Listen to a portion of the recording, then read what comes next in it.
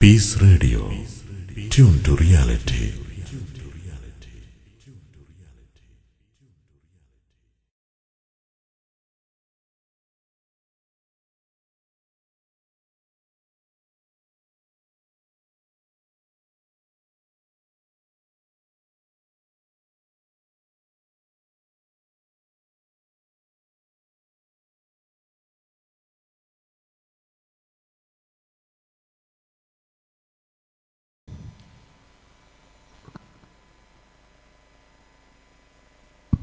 السلام عليكم ورحمة الله.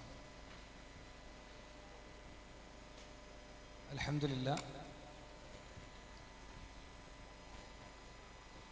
اللهم صل على محمد وعلى آل محمد كما صليت على إبراهيم وعلى آل إبراهيم إنك حميد مجيد.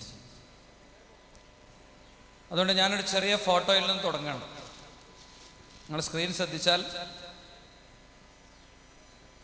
ഒരു വയസ്സായ സ്ത്രീയുടെ 2-3 ചിത്രങ്ങൾ നിങ്ങൾക്ക് കാണാൻ പറ്റും. ആ ചിത്രത്തിൽ നിന്ന് ഒരുപക്ഷെ പെട്ടെന്ന് കാര്യങ്ങൾ മനസ്സിലാക്കാൻ പറ്റുന്നവർ കുറവായിരിക്കും. ആർക്കെങ്കിലും ആ ചിത്രം കറക്റ്റ് അതിൻ്റെ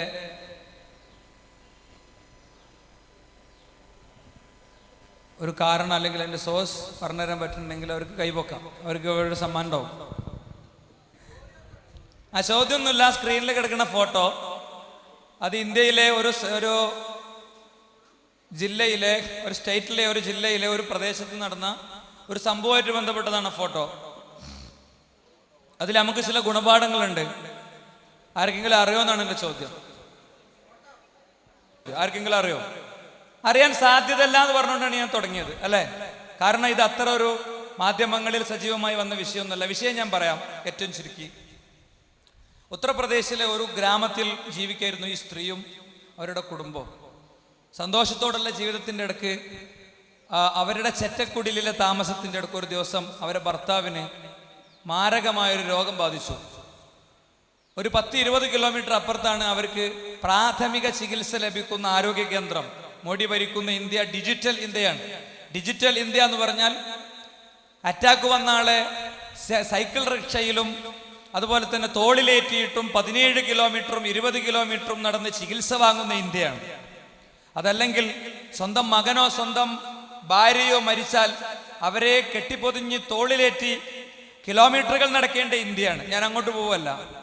അങ്ങനെ ഉത്തർപ്രദേശിലെ ഏകദേശം 20 കിലോമീറ്റർ ഇപ്പുറത്തുള്ള ഡിസ്പെൻസറിയിൽ വന്ന് ഡോക്ടറെ കണ്ടപ്പോൾ ഡോക്ടർ പറഞ്ഞു, ഇത് മാറ്റാവുന്ന അസുഖമാണ്, നിങ്ങൾ പേടിക്കൊന്നും വേണ്ട.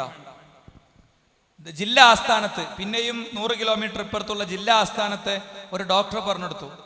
അവര് സൈക്കിൾ റിക്ഷയിൽ ജില്ലാ ആസ്ഥാനത്തെത്തി.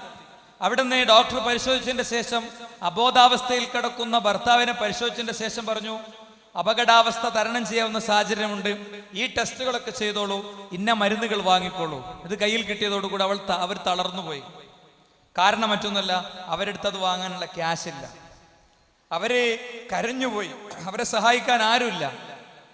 65 വയസ്സായ സ്ത്രീ 2 ദിവസമായി ഭക്ഷണം കഴിച്ചിട്ട് അടുത്ത് നിൽക്കുന്ന ആശുപത്രിയുടെ അടുത്ത് ഉള്ള ഒരു ടീ ഷോപ്പിൽ മുന്നിൽ പോയി അവർ കൈ നീട്ടിയപ്പോ 1 ഗ്ലാസ് ചായയും 2 സമൂസയും കൊടുത്തു ഈ ടീ ഷോപ്പിന്റെ ഉടമ. ആ സമൂസ പൊതിഞ്ഞിരുന്നത് ഒരു മറാഠി പത്രത്തിലാണ്. മറാഠി എന്ന് പറഞ്ഞ ഒരു ഭാഷയാണ്, അല്ലെ? മലയാള പത്രം എന്ന് പറയുന്ന പോലെ മറാഠി ഭാഷയിലുള്ള ഒരു പത്രത്തിന്റെ കടലാസിലാണ്. ഈ സമൂസ 2 ദിവസത്തെ വിശപ്പകറ്റാൻ വേണ്ടി ആർത്തിയോടെ ഈ സമൂസ കടിച്ചു തിന്നുന്നതിന്റെ ഇടയ്ക്ക് അവരുടെ ശ്രദ്ധയിൽ ഒരു വാർത്ത കണ്ടു. ഈ ഹോസ്പിറ്റലിന്റെ ഏകദേശം അടുത്തുള്ള ഒരു ദൂരത്ത് ഒരു മാരത്തോൺ നടക്കുന്നുണ്ട്, ദീർഘദൂര ഓട്ട മത്സരം. അതിൽ ഫസ്റ്റ് പ്രൈസ് കിട്ടുന്ന ആൾക്ക് വലിയ സമ്മാനമുണ്ട്. ആർക്കും അവിടെ അറ്റൻഡ് ചെയ്യാം, പബ്ലിക്കിൽ ആർക്കും വരാം, ആർക്കും അവിടെ വന്ന് അറ്റൻഡ് ചെയ്യാം എന്നാണ്. അവരെ മനസ്സിൽ ഒരു ബുദ്ധി തെളിഞ്ഞു. തൻ്റെ അരയിൽ ഒതുക്കി വെച്ചിട്ടുള്ള ഭർത്താവിന്റെ ചികിത്സയുടെ കടലാസുകളിൽ ഉള്ള വലിയ സംഖ്യ അത് നേടാൻ എനിക്ക് ഈ മാരത്തോണിൽ പങ്കെടുത്താൽ നടക്കും. അവർ നേരെ മത്സരം നടക്കുന്ന സ്ഥലത്ത് ചെന്നു. ഒരുപാട് ആളുകളുണ്ട്. പൊട്ടിയ പാദവും പൊട്ടിയ പാദവും പാദനഗ്നമായ അവസ്ഥയും കീറിയ സാരിയും ധരിച്ച 65 പിന്നിട്ട ഒരു സ്ത്രീ സ്റ്റാർട്ടിംഗ് പോയിന്റിൽ ഒരു എന്താ പറയുക അത്ലറ്റിക്കായി നിൽക്കാൻ വേണ്ടി അവർ വെയിറ്റ് ചെയ്ത് നിൽക്കുന്നുണ്ട്. അപ്പൊ സംഘാടകർ ചോദിച്ചു വോട്ട്. അപ്പൊ അവര് കരഞ്ഞോണ്ട് പറഞ്ഞു എന്നെ ഹെൽപ്പ് ചെയ്യണം. അവരാദ്യം നിഷേധിച്ചെങ്കിലും പിന്നെ അവർ അനുവാദം കൊടുത്തു. ട്രാക്ക് സൂട്ട് ഇടാതെ സ്പോർട്സ് ഷൂ ധരിക്കാതെ അവര് സ്റ്റാർട്ടിംഗ് പോയിന്റിൽ കാലുകൾ വെച്ച് നിന്നു. പിന്നെ ഒരു അത്ഭുതമാണ് സംഭവിച്ചത്. ഒരുപക്ഷെ അവരുടെ ജീവിത പരിസരത്തെയും അവരുടെ മനസ്സിലെ സ്വപ്നത്തെയും അവരുടെ ദാരിദ്ര്യത്തെയും മനസ്സിലാക്കിയ അവരുടെ കൂടെ ഓടിയവർ അവരോട് സഹകരിച്ചതാകാം, നമുക്കറിയില്ല. അവർ ഒന്നാം സ്ഥാനം നേടി. ഓട്ടത്തിനിടയിൽ ഒരൊറ്റ കാര്യമേ അവരുടെ മനസ്സിലുണ്ടായിരുന്നുള്ളൂ. വെന്റിലേറ്റർ പേഷ്യന്റായി തളർന്നു കിടക്കുന്ന ഭർത്താവും ജീവിതത്തിലേക്ക് അവരെ തിരിച്ചു കൊണ്ടുവരുന്നിടത്ത് തടസ്സം നിൽക്കുന്ന സാമ്പത്തികവും മാത്രം. ആ കണ്ണുകൾ തുറന്ന് ആ കൈകൾ പിടിച്ച് വീണ്ടും തന്റെ പഴയ ഗ്രാമീണ കാഴ്ചകളിലേക്കും കുടുംബാവസ്ഥകളിലേക്കും പോകണമെന്ന് ആഗ്രഹിക്കുന്ന ഒരു വയോധിക. അവർ ഈ മീറ്റിൽ കിലോമീറ്ററുകൾ ഓടി വിജയം വരിച്ച് ആ വിജയിച്ചതിന്റെ വ്യത്യസ്ത ഫോട്ടോസ് ഒരുപക്ഷെ നിങ്ങൾക്ക് സ്ക്രീനിൽ കിട്ടുന്നുണ്ടാവും എന്ന് വിചാരിക്കണം. അവര് ട്രാക്ക് സൂട്ട് ഇട്ട് ഓടുന്ന ആളെ അവരുടെ ഈ ഒരു വഴിയിൽ നമുക്ക് കാണാൻ പറ്റും. ഈ ഫോട്ടോയിൽ തന്നെ കാണാൻ പറ്റും. ഈ ഫോട്ടോ ഞാൻ കൊണ്ടുവന്നത് എന്തിനാ അറിയോ? ഇത് ഞാൻ ഉണ്ടാക്കിയൊരു കഥയല്ല എന്ന് നിങ്ങൾക്ക് മനസ്സിലാക്കി തരാൻ വേണ്ടി. ഇവിടെ ഈ ഹൈസെക്ക് കഴിഞ്ഞു പോകുമ്പോൾ എനിക്ക് എൻ്റെ കുട്ടികളോട് വ്യത്യസ്ത ക്ലാസ്സുകൾ നിങ്ങൾ കേട്ടു. ആ ക്ലാസ് ഇമവെട്ടാതെ കേട്ടവർ ഈ സദസ്സിൽ ഇരിക്കുന്നുണ്ടാവും. അവരിപ്പൊ എനിക്ക് മനസ്സിലാവും രാവിലെ മുതൽ ആരാണിത് സീരിയസ് ആയിട്ട് എടുത്തത്, ആരാണിതൊരു പാതി മനസ്സിൽ കേട്ടത്, ആരാണിത് അശ്രദ്ധമായി കേട്ടത് എന്നൊക്കെ നമുക്ക് വേഗത്തിൽ മനസ്സിലാവും അല്ലേ? ചക്കയിലേക്ക് ഇങ്ങനെ നോക്കിയിട്ട് എൻ്റെ ഉമ്മയൊക്കെ പറയും അത് വേണ്ട, മേലത്തെ ചക്ക മതി, അതിട്ടോ. അങ്ങനെ അമ്മക്ക് ചക്ക നോക്കിയാൽ മനസ്സിലാണ് അത് മൂത്തതും പാകമായതും ഒക്കെ അവർക്ക് മനസ്സിലാവും എന്ന് പറയുന്ന പോലെ നിങ്ങൾ കുട്ടികളുടെ ഇടയിൽ ജീവിക്കുന്ന ആൾക്കാരെ ഞങ്ങള്. അതുകൊണ്ട് ആദ്യാവസാനം ഇതാരൊക്കെ ശ്രദ്ധിച്ചു, ആരൊക്കെ ഇത് ഇൻവോൾവ്ഡ് ആണ്, ആരൊക്കെ കണ്ണുകൾ നിറഞ്ഞിട്ടുണ്ടാകും. ഇവിടെ ഏറ്റവും അവസാനം എൻ്റെ പ്രിയ സുഹൃത്ത് ഡോക്ടർ ജൗഹർ മുനവർ എടുത്ത ക്ലാസിന്റെ സംക്ഷിപ്തത്തെ ഒരു ചിരിയിൽ ഒതുക്കാതെ അത് ആത്മാർത്ഥമായി ഉള്ളിലേക്ക് ആരൊക്കെ എടുത്തു വെച്ചു എല്ലാം യഥാർത്ഥത്തിൽ മനസ്സിലാകും. ഇനി ഒട്ടും ഈ ക്ലാസ് ഇത്രയും നേരം ശ്രദ്ധിക്കാത്തവർ ഇനിയുള്ള ഒരു 20 മിനിറ്റ്സ് എൻ്റെ കൂടെ വരിക. ഇതെങ്കിലും നിങ്ങൾ ശ്രദ്ധിക്കുക. അപൂർവം ചില കുട്ടികൾ ഉണ്ടാകും, ഏത് ക്ലാസ്സിലും ഉണ്ടാകും. അത് അവരുടെ ഒരു പ്രശ്നമല്ല, അത് അവരുടെ ഒരു പ്രായത്തിന്റെ പ്രശ്നമായിട്ട് നമുക്ക് പരിഗണിക്കാം. ഞങ്ങളോട് പറയണേ, നമുക്ക് ജീവിതത്തിൽ നേടാൻ പറ്റാത്ത ഒന്നുമില്ല.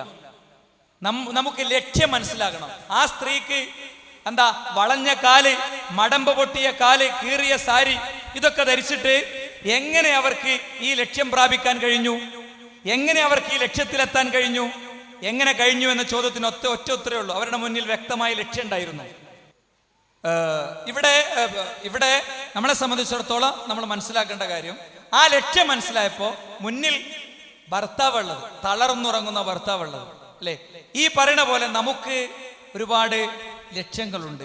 എന്തായാലും ഏറ്റവും അവസാനം നമ്മളെ വീട്ടിലെ ഒരു റൂമിൽ 3 കഷ്ണം തുണിയിൽ പൊതിഞ്ഞ് നമ്മളെ കാലും തലയുടെ ഭാഗവും ഒരു ചെറിയ ശീല കൊണ്ട് കെട്ടി നമ്മളിങ്ങനെ കിടത്തും. ഉറപ്പാണല്ലോ. ആ ദിവസം എന്നായിരിക്കുന്നു മാത്രമേ നമുക്ക് അവ്യക്തതയുള്ളൂ.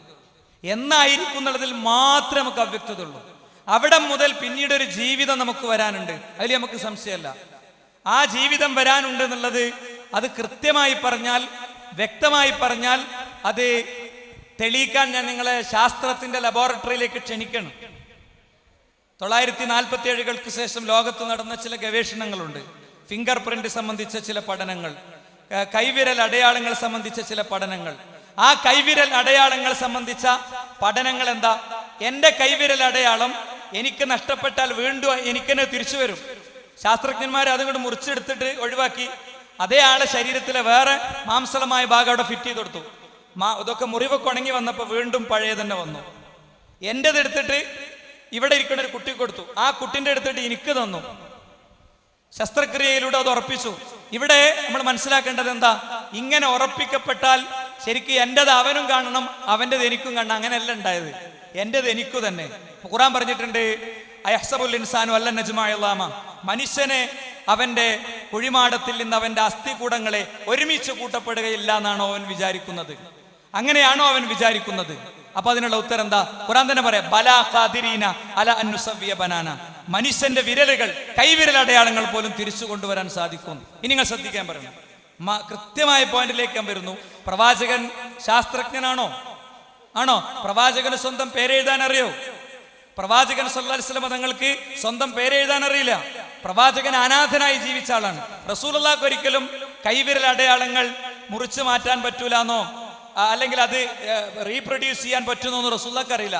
പിന്നെ ആരിത് പറഞ്ഞു കൊടുത്തു? ആരിത് പറഞ്ഞു? ആരാണോ വിരലുകൾ ഉണ്ടാക്കിയത് അവൻ പറഞ്ഞു. അതാരാ? അള്ളയാണ്, അല്ലേ? അള്ളയാണ്. അപ്പൊ അതുകൊണ്ട് നമുക്കത് കൃത്യമാണ്. നമ്മളെ വീട്ടിലൊരു പൂച്ച ചത്താല് ആ ചത്ത പൂച്ചയെ കുഴിച്ചിട്ട് 10 ദിവസം കഴിഞ്ഞ് മാന്തി നോക്കിയാൽ എന്താണോ സ്ഥിതി അതായിരിക്കും നമ്മളെ സ്ഥിതി. നമ്മൾ മരണപ്പെട്ട് നമ്മളെ ഖബർ മാന്തി നോക്കിയാൽ 1 കൊല്ലം കഴിഞ്ഞ് നോക്കിയാൽ കുറച്ച് എല്ല് മാത്രം ഇവിടെ ബാക്കി ഉണ്ടാകും. ഈ എല്ലിൽ നിന്ന് മനുഷ്യനെ അള്ളാഹ് രണ്ടാമത് തിരിച്ചു കൊണ്ടുവരും, ഉറപ്പാണ്. അതുകൊണ്ട് നമ്മൾ എന്തൊക്കെ പറഞ്ഞാലും ആ ലോകത്തെ മുന്നിൽ കണ്ടിട്ടുള്ള കുറച്ച് വർക്ക് നമുക്ക് ആവശ്യമുണ്ട്. ഞാൻ ഒറ്റ പോയിന്റിൽ ചില കാര്യങ്ങൾ പറഞ്ഞ് ചില വീഡിയോസിലൂടെ കടന്നുപോയി ഒരു വിഷയം നിങ്ങൾക്ക് കൺവേ ചെയ്ത് അവസാനിപ്പിക്കുകയാണ്. അത് മറ്റൊന്നല്ല, നമ്മളെ ലൈഫ് എന്നുള്ളത് അതൊരു വളരെ പ്രൊഡക്റ്റീവായി ഉപയോഗിക്കാൻ നമുക്ക് പറ്റണം. കുറച്ച് ഗെയിം കളിച്ച്, കുറച്ചു നേരം ക്രിക്കറ്റ് കളിച്ച്, ഏതെങ്കിലുമൊക്കെ സിനിമ കണ്ട സിനിമയെ പറ്റി വേറെ ആളോട് വീണ്ടും കഥ കേട്ട്, സച്ചിൻ ടെണ്ടുൽക്കർ ബൂസ്റ്റ് കഴിച്ചിട്ടാണ് 6 അടിക്കാൻ പറ്റുന്നത്, അതുകൊണ്ട് ഞാനും ഒന്നും ബൂസ്റ്റ് ചെയ്യിക്കട്ടെ എന്ന് ചിന്തിച്ച് കുറെ നേരം വാട്സാപ്പിൽ സമയം ചെലവാക്കി, കുറെ നേരം ഫേസ്ബുക്കിൽ സമയം ചെലവാക്കി, അല്ലേ? ഇങ്ങനെ പോവാണ്. ഇതിന്റെ അപ്പുറത്ത് നമ്മൾ ശ്വസിക്കുന്ന വായു, നമ്മൾ കുടിക്കുന്ന വെള്ളം, നമ്മളെ ശരീരത്തിലോടുന്ന ബ്ലഡ്, ഇതിലൊന്നും നമുക്കൊരു റോളും ഇല്ലല്ലോ. ഇതൊക്കെ ഉണ്ടാക്കി തരുന്ന പടച്ചവനോട് നമുക്കുള്ള ഉത്തരവാദിത്തം എന്താ? വളരെ സിമ്പിളായ 2-3 ക്വസ്റ്റ്യൻസ് ചോദിക്കണേ. ഒന്ന്, മനുഷ്യന്റെ തലച്ചോറ് 1.3 കിലോഗ്രാംസ് വെയിറ്റ് ഉള്ള മനുഷ്യന്റെ മസ്തിഷ്കം, ആ മസ്തിഷ്കത്തിന്റെ ഉള്ളിലെ മസ്തിഷ്കത്തിന്റെ ഉള്ളിലെ എന്താ പറയാ ബ്ലഡ് സർക്കുലേറ്റ് ചെയ്യുന്ന ഞരമ്പുകൾ 490 കിലോമീറ്റർ വേണമെങ്കിൽ ഇങ്ങനെ നിവർത്തി വെക്കാം. ചെന്നൈ മുതൽ കാലിക്കറ്റ് വരെ ഇങ്ങനെ നാഷണൽ ഹൈവേയിൽ നിവർത്തി വെക്കാവുന്ന തലച്ചോറ് നമുക്ക് തന്നിട്ടുണ്ട്. ഇവിടെ എല്ലാവർക്കും തന്നിട്ടുണ്ട്, അല്ലേ? എല്ലാവർക്കും ഇല്ലേ? പിന്നെ ഈ 490 കിലോമീറ്റർ നീണ്ടു നിൽക്കുന്ന നാഡി നരമ്പ് ഇതിന്റെ ഉള്ളിലുണ്ട്. എന്തെങ്കിലും റിസ്ക് നമുക്ക് തോന്നുന്നുണ്ടോ? ഇവിടെ അല്ല, ഈ വയറ് ചുറ്റിയൊക്കെയാണെങ്കിൽ എത്ര സ്പേസ് വേണം നിങ്ങൾ ആലോചിച്ച് നോക്ക്. അതിലേതെങ്കിലും ഒരു സൂചിമോനന്റെ അത്ര ദ്വാരം വീണാല് കണ്ണ് മലച്ച് പൊളിച്ച് വായിൽ നിന്ന് വരയുമ്പോൾ വന്ന് നമ്മൾ ഇങ്ങനെ കിടക്കും. അത്ര സിമ്പിളാണ്. നമ്മളെ കാട്ടിക്കൂട്ടിലൊക്കെ കാണുമ്പോഴോ ഭയങ്കര സെറ്റപ്പാക്കി ബൈക്കും ഒരു കയറിലും എന്നിട്ട് അതിൻ്റെ ഒരു കിക്കർ അടിക്കലൊക്കെ കണ്ടാൽ തോന്നുന്നു ഇവനും ഭയങ്കര സംഭവമാണ്. ഒരു സംഭവമല്ല. 1 മീറ്റർ അപ്പുറത്തേക്ക് പോയിട്ട് ഒന്നണ്ട് എടിച്ചിറങ്ങിയാൽ ഒന്നണ്ട് വീണാൽ സ്പൈനൽ കോഡ് പൊട്ടി അങ്ങനെ കിടക്കാം. ഇവിടെ കയ്യിൽ ഇവിടെ ചുണ്ടിന്റെ അവിടെ ഒരു ഈച്ച വന്നിരുന്നിട്ടുണ്ടെങ്കിൽ അത് ഇങ്ങനെ ആട്ടാനോടും കഴിയൂല. കൈ പൊക്കണ്ട തട്ടാന്. അമ്മ ഇതൊന്ന് മാറ്റിക്കൊണ്ടാന്ന് പറയേണ്ടി വരും. ഞാൻ നേർസാക്ഷിയാണ് അങ്ങനത്തെ ഒരു കാഴ്ചക്ക്. ഒരു പയ്യൻ ഒരു ഇലക്ട്രിക് പോസ്റ്റിൽ വന്ന് താഴെ വീണിട്ട് പോയി വീണ് കിടക്കുന്നുണ്ട്. പീസ് റേഡിയോ നിങ്ങൾ ആരുടെങ്കിലും ഫോണിലുണ്ടോ? ഈ പീസ് റേഡിയോയിൽ നമ്മളൊരു ഇന്റർവ്യൂ എടുത്തിരുന്ന ഒരു കുട്ടീനെ. അവന് എന്താണെന്ന് വെച്ചാൽ അവന്റെ പ്രത്യേകത ഫേസ്ബുക്കിൽ ഭയങ്കര സജീവാണ്. വീൽ ചെയറുകൾ സംഘടിപ്പിച്ചു കൊടുക്കുന്ന ആളാണ്. വീൽ ചെയർ ആവശ്യമുള്ള ആളുകളുണ്ടാവില്ലേ? കാല് തളർന്ന, ശരീരം തളർന്ന ആളുകൾക്ക് വീൽ ചെയർ ആവശ്യമുള്ളവർക്ക് അവനിങ്ങനെ ഇടും, ഇന്ന നാട്ടിൽ ഇന്ന സ്ഥലത്ത് ഒരു കുട്ടിയുണ്ട്, അവനൊരു വീൽ ചെയർ വേണം, നിങ്ങൾ സഹായിക്കുമോ? Bank account number. കാണുന്ന ആളുകൾ ഇഷ്ടം പോലെ പൈസ അയച്ചു കൊടുക്കും. ഗ്രീൻ പാലിയേറ്റീവ് എന്ന് പറഞ്ഞിട്ടൊരു ആശയം ഉണ്ടാക്കി. അപ്പൊ ഞാൻ ഈ കുട്ടിനെ ഫേസ്ബുക്കിൽ കാണുമ്പോൾ എനിക്ക് തോന്നൽ എന്താ അറിയോ, ഒരു 5-6 കൈയും ഒരു 8-9 കാലുള്ള ആളാണെന്നാണ്. എന്താ അങ്ങനെ പറയാ? അത്ര സജീവ, അത്ര ലൈവ്. അതിന്റെ ഓരോ വേർഡും ഓരോ ചോദ്യം, ആ ചോദ്യം നമ്മൾ കേട്ടാ അറിയാതെ പൈസ എടുത്തു പോകും. അവനെ പോയി ഇന്റർവ്യൂ ചെയ്യാൻ പോയി നമ്മുടെ സുഹൃത്തുക്കൾ. അപ്പൊ ബോഡി ടോട്ടൽ തളർന്ന് ഇവിടെ മാത്രമേ ചലിക്കുള്ളൂ. അവന് വീൽ ചെയറിൽ പോലും ഇരിക്കാൻ പറ്റൂല, ഫുൾ കിടത്താണ്. അപ്പൊ അവന്റെ അടുത്ത് ഇങ്ങനെ സംസാരിച്ചോ പറഞ്ഞു, എനിക്ക് ഒറ്റതേ ഉള്ളൂ, എൻ്റെ ഉമ്മ എന്നോട് കളിക്കാൻ പോകരുത് എന്ന് പറഞ്ഞിടത്ത് കളിക്കാൻ പോയി ഇറങ്ങി വഴിയിൽ ബൈക്ക് ആക്സിഡന്റ് ആയിട്ടാണ് എനിക്കിങ്ങനെ പറ്റിയത്. ഞാൻ ആത്മഹത്യയെ കുറിച്ച് വരെ ചിന്തിച്ചൊരു സമയമുണ്ട്. പക്ഷേ എൻ്റെ ട്രീറ്റ്മെന്റിന്റെ ഇടക്ക് എൻ്റെ ബെഡിന്റെ അടുത്ത് കിടക്കുന്ന കുട്ടി അവൻ കരയണുണ്ടപ്പോ എന്തിനു വേണ്ടിയാ കരയണമെന്ന് ചോദിച്ചു. അവൻ വിശന്നിട്ടാണ് കരയണത് എന്ന് അവൻ്റെ ഉമ്മ പറഞ്ഞു. അപ്പൊ എനിക്ക് തോന്നി ഞാൻ മരിക്കാൻ പാടില്ല. വിശക്കുന്ന കുട്ടികൾ ഇവിടെ ഉണ്ടെങ്കിൽ അവർക്കുള്ള പരിഹാരം ഞാൻ ഉണ്ടാക്കി കൊടുക്കണം എന്ന് തോന്നിയെന്നാണ് ഞാൻ പറയണത്. നമ്മൾ ഭയങ്കര സെറ്റപ്പായിട്ട് പോണിന്റെ ഇടക്ക് ഒരു ദിവസം വീണാൽ തീരുന്നതേ ഉള്ളൂ ലൈഫ് എന്ന് പറയാൻ വേണ്ടി. 1. 2, അവൻ അങ്ങനെ തളർന്നു കിടന്നിട്ടും നൂറുകണക്കിന് കുട്ടികൾക്ക് അവരുടെ മുറ്റത്തും റൂമിലൊക്കെ സഞ്ചരിക്കാൻ പറ്റിയ വീൽ ചെയർ അവനുണ്ടാക്കി കൊടുക്കാൻ പറ്റി. നമുക്കെന്തു പറ്റി ഈ ഒരു കാലയളവ് കൊണ്ട്? നമ്മൾ എന്ത് ദൗത്യം ചെയ്തു? ഞാൻ നിങ്ങളോട് പറയണേ, നമുക്ക് പ്രൊഡക്റ്റീവായ പലതും ചെയ്യാൻ പറ്റും. അതിനെന്ത് വേണമെന്നറിയോ? നമുക്ക് ബോധ്യങ്ങളാണ് വരേണ്ടത്. എന്തിനാ അത് ചെയ്യണത്, എന്താ അതാകണത്? ഇപ്പൊ നിസ്കാരം എല്ലാ ദിവസവും സുബഹി പള്ളിയിൽ പോയി നിസ്കരിക്കുന്ന കുട്ടികളൊന്ന് കൈവക്കുക. നമ്മൾ സത്യം പറയണ്ടു. സത്യം ആരും ബോധ്യപ്പെടുത്താല്ല, പടച്ചോനെ മാത്രമേ ബോധ്യപ്പെടുത്തുള്ളൂ. ഇത്ര കുട്ടികളെ ഉള്ളൂ അല്ലേ? ഞാൻ പറയണത് ഹൈസെക്കിന്റെ റിസൾട്ട് എന്നുള്ളവർക്ക് ഉണ്ടാവേണ്ട ഒരു കാര്യമാണ്. നിങ്ങളെ ലൈഫ് പുതിയൊരു ട്രാക്കിലോടും. ഒരു അടച്ചുകൂട്ടിയ നല്ല പവർഫുൾ AC ഉള്ള ഒരു റൂം, അതിലേക്ക് ഒരാൾ ക്ഷണിച്ചു എന്ന് വിചാരിക്കുക. ഞാൻ അയാൾക്ക് AC എന്താന്നേ അറിയില്ല. അയാൾ പൊരി വെയിലത്ത് തളർന്ന അവശനായിട്ട് വരികയാണ്. അയാൾ ഉള്ളിടത്ത് ഫാനൊന്നും ഇല്ലാത്തടത്തു നിന്നാണ് അയാൾ വരുന്നത്. അപ്പൊ അയാൾ പറയാ, കയറി ഞാനല്ല ഈ അടച്ചുകൂട്ടിയ റൂമിന്റെ ഉള്ളിക്കോ, അല്ലെങ്കിലേ ചൂട. ഇത് AC ആണ് മോനെ, ഇവിടെ തണുപ്പോ? അടച്ചുകൂട്ടിയോടത്ത് എന്ത് തണുപ്പാ? അവൻ AC എന്താന്ന് അറിയില്ല എന്ന് പറയണ പോലെയാണ് നമുക്ക്. ദീനിയായ നിയമങ്ങൾ പാലിക്കുന്ന ഒരു ജീവിതത്തേക്ക് വന്ന മനസ്സിന് കിട്ടുന്ന ഒരു സമാധാനം ഉണ്ട്. അത് പറഞ്ഞറിയിക്കാൻ കഴിയാത്തത്ര വലുതാണ്, അത്ര വലുതാണ്. നിങ്ങളൊന്ന് നിസ്കാരം കൃത്യമായിട്ട് തുടങ്ങി വെക്ക്. ഞാൻ 2 വീഡിയോ കൊണ്ടുവരുന്നുണ്ട് നിങ്ങൾക്ക് വേണ്ടി. ഒന്ന്, ഒരു പയ്യന്റെ വീഡിയോ ആണ്, അൽ ജസീറ TV പുറത്തുവിട്ട വീഡിയോ. ആ ഒരു പ്രശ്നമല്ല, നമ്മളെ കയ്യിൽ ഫോണുണ്ട്, അലാം ക്ലോക്ക് 2 3 ചിലപ്പോൾ വെക്കേണ്ടി വരും. ഉമ്മ വിളിക്കാണ്ട്, വാപ്പ വിളിക്കാണ്ട്. വിളിച്ചെണീറ്റ് നമ്മുടെ മൊബൈൽ ഫോണിന്റെ ടോർച്ച് വെളിച്ചത്തിൽ പള്ളിയിലേക്ക് പോകുമ്പോൾ ആകാശത്തുനിന്ന് മലക്കുകൾ നമുക്ക് വേണ്ടി പ്രാർത്ഥിക്കും. കുട്ടികളെ, പിന്നെ നിങ്ങൾക്ക് മാത്സും സയൻസും ഒന്നും പ്രശ്നമാവില്ല, ഒക്കെ പഠിച്ചോ എളുപ്പമാക്കി തരും. നമുക്ക് كمال كيف حالك؟ الحمد لله. طيب الحمد لله. كيف حالك؟ الحمد لله، الله يحفظك ويبارك فيك. بيتك قريب ولا بعيد؟ أنا هني. تتعب وأنت تروح؟ يعني ها؟ الله يعطيك العافية، الله يقويك يا رب. آمين. آمين. أنت كل يوم تجي المسجد؟ تجي بعد الأذان ولا قبل الأذان؟ ولا على حسب أحيانا قبل واحد بعد واحد، يعني على حسب. على حسب، أحيانا قبل أحيانا بعد. يا رب إن شاء الله ما تفوتك الجنة يا رب. الله يحفظك. أنا شايف في آلام على رجلك. ഇനി അടുത്തൊരു സംഭവം ഞാൻ വരാം. അത് ഫുൾ വീഡിയോയിലേക്ക് ഫോണിലെ CD ഒക്കെ യൂട്യൂബിലൊക്കെ കിട്ടും. 2 വളരെ പ്രായം ചെന്ന ഒരാൾ നിങ്ങൾക്ക് ഞാൻ കാണിച്ചു തരാം. വളരെ പ്രായം ചെന്ന ഒരാള് ദിവസവും പല തവണ പള്ളിയിൽ വരുന്നുണ്ട്. 77 കൊല്ലമായി നടക്കുന്ന ഒരു കാര്യം ഇത്. ജസ്റ്റ് മൂവ് ചെയ്ത് പോയിക്കോളൂ ബസ്സിൽ. 77 വയസ്സായി അദ്ദേഹത്തിന്. പൂർണ്ണമായ ഡിസേബിലിറ്റി ഉള്ള വൈകല്യം ബാധിച്ചൊരു വ്യക്തി. അദ്ദേഹം പള്ളിയിൽ പോകുന്നുണ്ട്. നമ്മളോ ഒരു വിഷമം നമുക്കില്ല.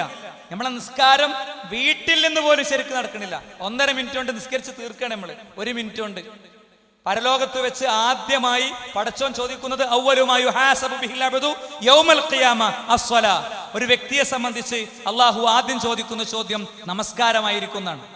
ഓരോ ആൺകുട്ടി ഓരോ പെൺകുട്ടിയും ചിന്തിക്കുക. പെൺകുട്ടികൾക്ക് എല്ലാ വക്തിനും പള്ളിക്ക് വരലൊന്നും നടക്കൂല. പറ്റും, ഇസ്ലാം അത് അനുവദിക്കുന്നുണ്ട്.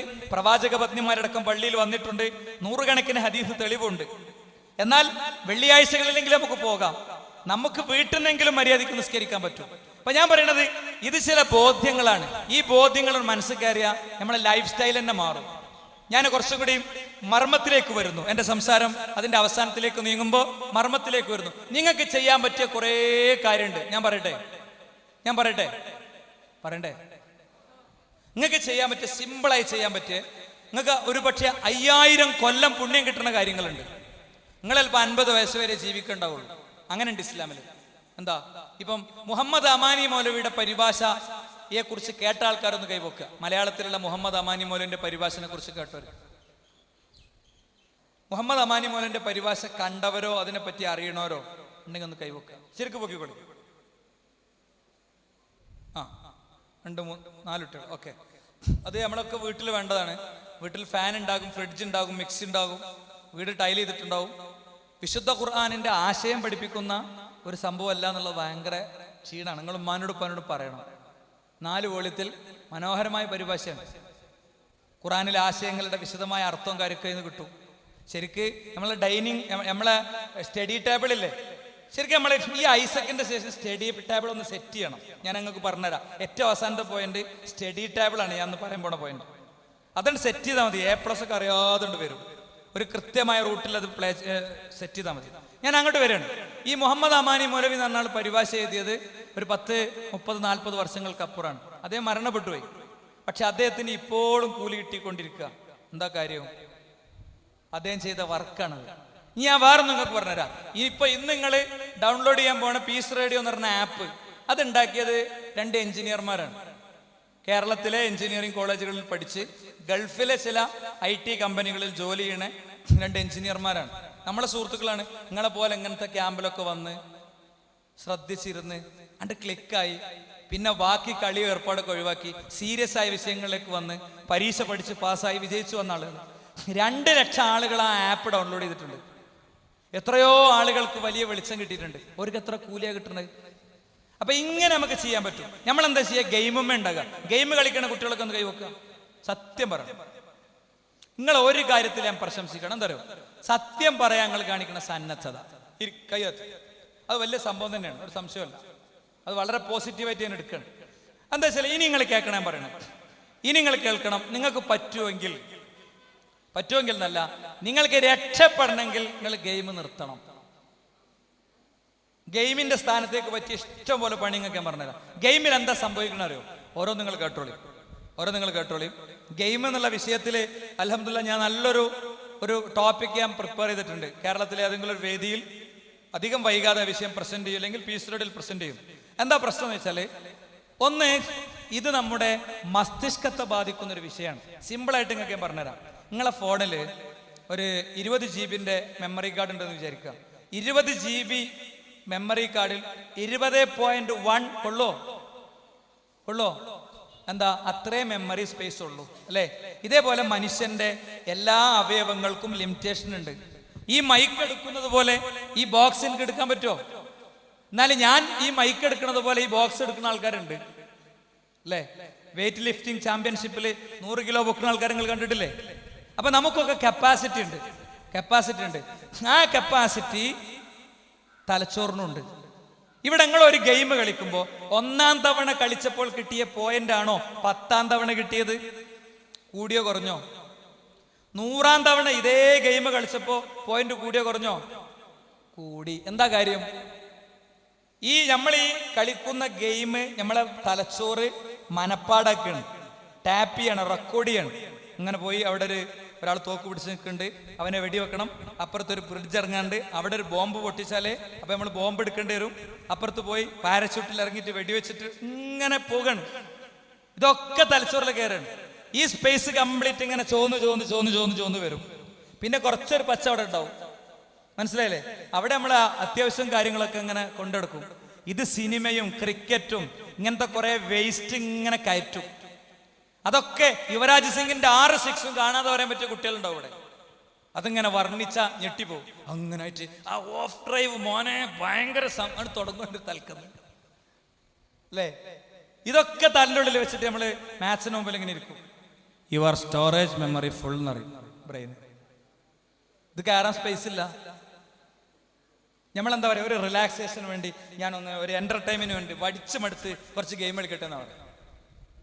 പീസ് റേഡിയോയിലേക്ക് ഒരു കുട്ടി മെഡിസിൻ പഠിക്കുന്ന ഒരു പെൺകുട്ടി, സൈബീരിയയിൽ മെഡിസിൻ പഠിക്കുന്ന ഒരു പെൺകുട്ടി ഒരു മെസ്സേജ് അയച്ചു. എനിക്ക് ഭയങ്കര കൗതുകം തോന്നി. ഞാൻ എൻ്റെ പഠനത്തിന്റെ ഇടയിലെ എന്റർടൈൻമെന്റ് ആയി ഇപ്പോൾ റേഡിയോ ആണ് ഉപയോഗിക്കല്. പഠിച്ചു കുറച്ചു നേരം എടുക്കുമ്പോൾ റേഡിയോ ഓൺ ചെയ്തിട്ട് അങ്ങനെ ഇരിക്കും, റിലാക്സ് ചെയ്തിരിക്കും. അപ്പോൾ ഒരു റീഫ്രഷിംഗ് ആണ് എനിക്ക്. ഇത് തലച്ചോറിന്റെ ഉള്ളിൽ കയറിയ ഒരു സാധനം Ctrl A കൊടുത്തിട്ട് ഡിലീറ്റ് ചെയ്യാൻ കഴിയുമോ? പറ്റുമോ? നമുക്ക് മെമ്മറി കാർഡ് എന്ത് ചെയ്യാം? ഡിലീറ്റ് ചെയ്ത് ഒഴിവാക്കാം അല്ലേ? അപ്പൊ ഇത് കയറും. 2, നമ്മളെ കണ്ണിനെ അത് അഫക്റ്റ് ചെയ്യും. 3, നമ്മളെ സംസ്കാരത്തെ അത് ബാധിക്കും. നമ്മൾ ഭയങ്കര ഉൾവലിയുന്ന ഒരാളായിട്ട് മാറും. മനസ്സിൽ ഫുള്ള്, തലച്ചോറിൽ ഫുള്ള് ഇങ്ങനത്തെ ചിത്രങ്ങളായിരിക്കും. ഒരു വാപ്പൻ്റെ അടുത്ത് ഇപ്പൊ എറണാകുളത്തൊക്കെ പറഞ്ഞ ഈ വിഷയം സംസാരിച്ചപ്പോഴും ഈ പോയിന്റ് ബോധപൂർവ്വം കൊണ്ടുവന്നിട്ട് ഞാൻ പറഞ്ഞു, ഒരു ഉപ്പ എൻ്റെ അടുത്ത് കംപ്ലൈന്റ് ആയിട്ട് വിളിച്ചു പറഞ്ഞു, എൻ്റെ മോൻ ടോയ്ലറ്റ് കയറിയാൽ ഭയങ്കര ബഹളാണ്. എന്താ വിഷയം? ഇതൊക്കെ ഓന് ഭയങ്കര കോൺസെൻട്രേഷൻ കിട്ടുന്ന പ്ലേസ് ആണ് ഓന്. അവിടുന്ന് ഇതൊക്കെ ഓർമ്മ വരികയാണ്. നമ്മളൊരു മാനസിക രോഗിയായി മാറുന്ന ഞാൻ പറയണേ. നിങ്ങൾ വേറൊരാളത്ത് കാണിച്ചു വിടണം, നിങ്ങൾക്ക് ചിരി വരും. ഞങ്ങൾക്കൊക്കെ നിങ്ങളെ കാണുമ്പോൾ ചിരി വരും.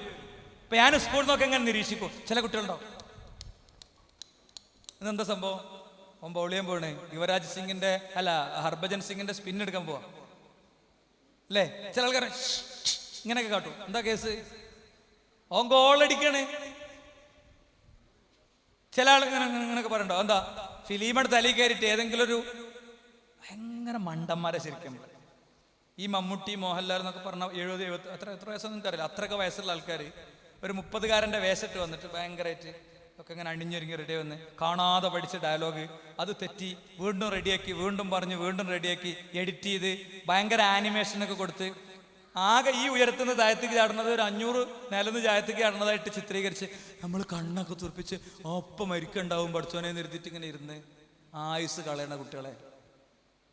ശരിക്കും മഹാവിദ്യകളാണ് നമ്മൾ. ഞാൻ പറയണേ, സൗദി അറേബ്യയിൽ അൽ ഹസൻ എന്ന് പറഞ്ഞ സ്ഥലത്ത് എൻ്റെ ഒരു ഫ്രണ്ട് ഉണ്ട്. അയാൾ ഭയങ്കര ബിസിനസ്സുകാരനാണ്. അയാളെ ആദ്യം എനിക്ക് ഇൻട്രൊഡ്യൂസ് ചെയ്യുന്നത് എങ്ങനെ അറിയോ, സൈക്കിൾ ജാക്സൺ ആണ് ആ വരുന്നത്. സൈക്കിൾ ജാക്സൺ ആണ് ആ വരുന്നത്. ഇപ്പം എന്ത് വെച്ചാൽ മൈക്കിൾ ജാക്സന്റെ പാട്ടും വെച്ചിട്ട് സൗദി അറേബ്യയിലൂടെ ഇങ്ങനെ സൈക്കിൾ ഓട്ടിട്ട് ഇങ്ങനെ നടക്കുന്ന ആളാണ് മൂപ്പര്. പിന്നെ എങ്ങനെ ഇപ്പം നല്ല താടിയൊക്കെ വെച്ച് ഭയങ്കര പക്കയാണ്. അത്രയും സൂക്ഷ്മതയുള്ള ഒരു പുതിയ ജീവിതമാണ് അള്ളാഹു നിലനിർത്തി കൊടുക്കുമാറാകട്ടെ. എന്താ സംഭവിച്ചവരെ നിങ്ങൾ കേട്ടോളൂ. ഞാൻ പറയണേ, ഈ ചങ്ങാതി ഇവൻ്റെ ഫ്രണ്ട് ഇവനോട് ബായ് പറഞ്ഞു പോയി. കുറച്ച് കഴിഞ്ഞപ്പോൾ ആക്സിഡൻ്റ് ആയി, സ്പോട്ടിൽ മരിച്ച്. സ്റ്റിയറിങ്ങിൻ്റെയും സീറ്റിൻ്റെ അടിയിൽ നിന്ന് അയാൾ വലിച്ചെടുത്ത് കൊണ്ടുവന്നത് ഇവനാ. അന്നണ്ട് മനസ്സിലായി എന്താ മരണം എന്ന്. അന്നണ്ട് മാറിയതാ. ഇപ്പോൾ ഇയാൾക്ക് ഒറ്റ ഷോപ്പിൽ, ഇപ്പം നിങ്ങളെ കായംകുളത്തോളം പോകുന്ന ഒരു സിറ്റിയാണ് അൽ ഹസ എന്നാണ് എൻ്റെ ഒരു അഭിപ്രായം. അത്ര ചെറിയ സിറ്റിയാണ്. അവിടെ 5-8 ഷോപ്പുണ്ട്. ടീഷർട്ടാണ് മെയിൻ സംഭവം.